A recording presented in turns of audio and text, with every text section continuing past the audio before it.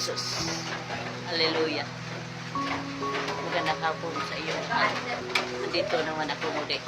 Mag-share ako sa salita ng Diyos. Be alert tayo sa mga lingkod ng Diyos. Kahit di mga lingkod ng Diyos, makinig kayo, i-share ko ang salita ng Panginoon para sa akin. Kahit isa lang ang verse o dalawang verse, isa lang ang ano sa Panginoon sa atin. Tanggapin natin ang lahat. Baguhin natin ang ating buhay kung mayroon na tayong Panginoon. Alam ko na walang Panginoon, sila nun malapit sa Panginoon. Purihin ko Panginoon, yung sa sa pag-share ko sa iyo salita ngayon, 1 Thessalonians 11:12 ang verse.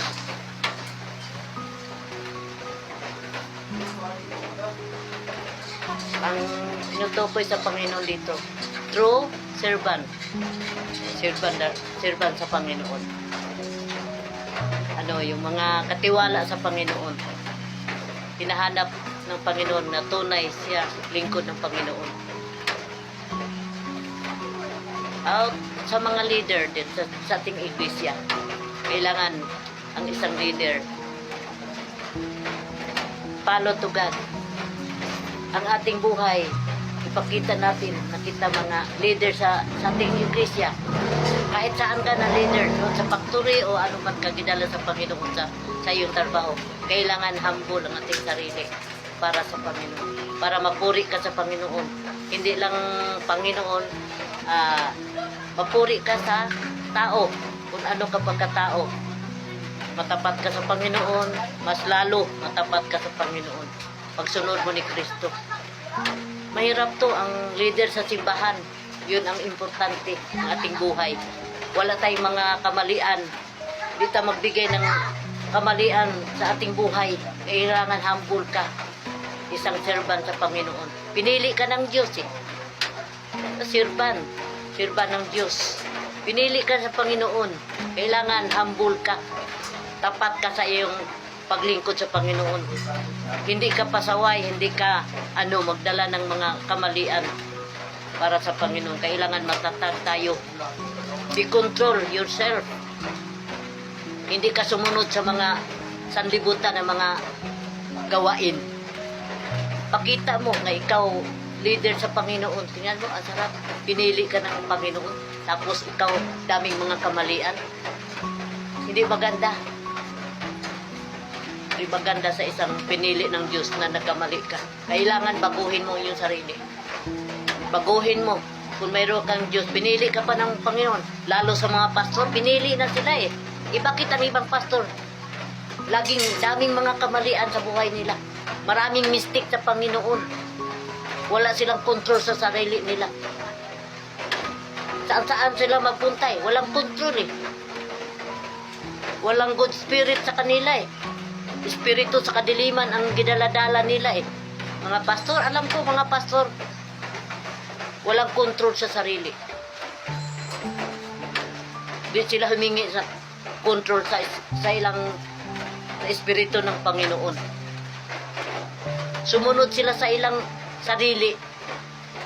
Gusto nila makasala sila. Lingkod sila ng Diyos. Sila ang salamin.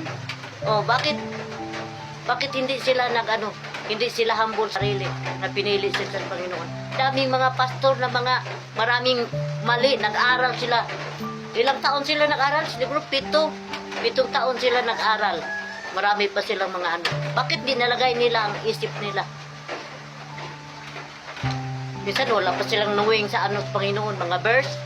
Puro lang sila basa sa verse, pero hindi nila ipabuhay si Kristo sa puso nila. Labas sila ng bibig nila. Hindi ipamuhay na sakto ang buhay para sa Panginoon. Kailangan lingkod ng Diyos. Matatag ka. Huwag kang sumunod sa mga sanlibutan ng mga gawain. Kayon doon ka nagkakasala. Doon ang mga tao, ikaw ang salamin, ang mga tao nakatingin sa iyo, walang Panginoon. Hindi ka nila irespeto sa sarili mo. Hindi sila nagalang sa iyo.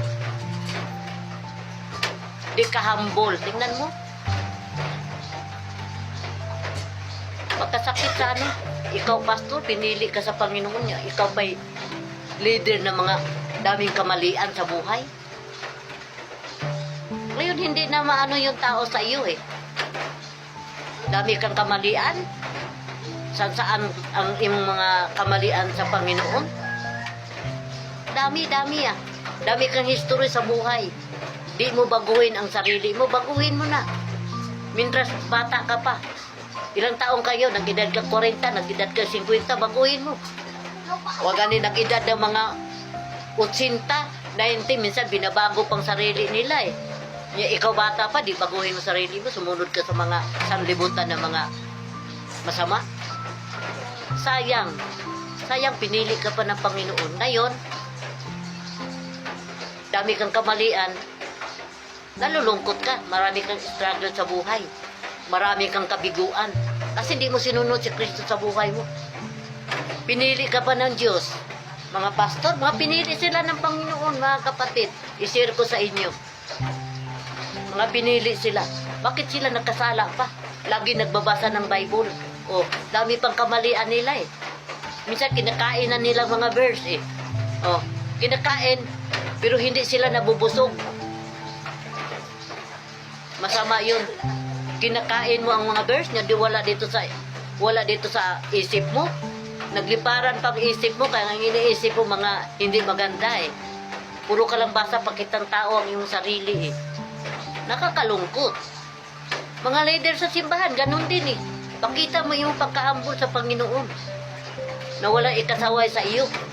Pinakadabis ipakita mo.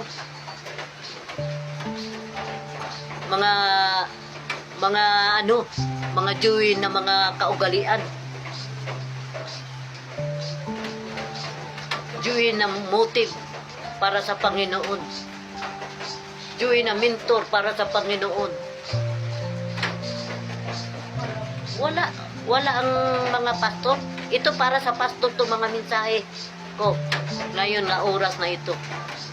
Mga pastor, mag-judge lang sila sa iba, mag-judge sila sa ilang mga member.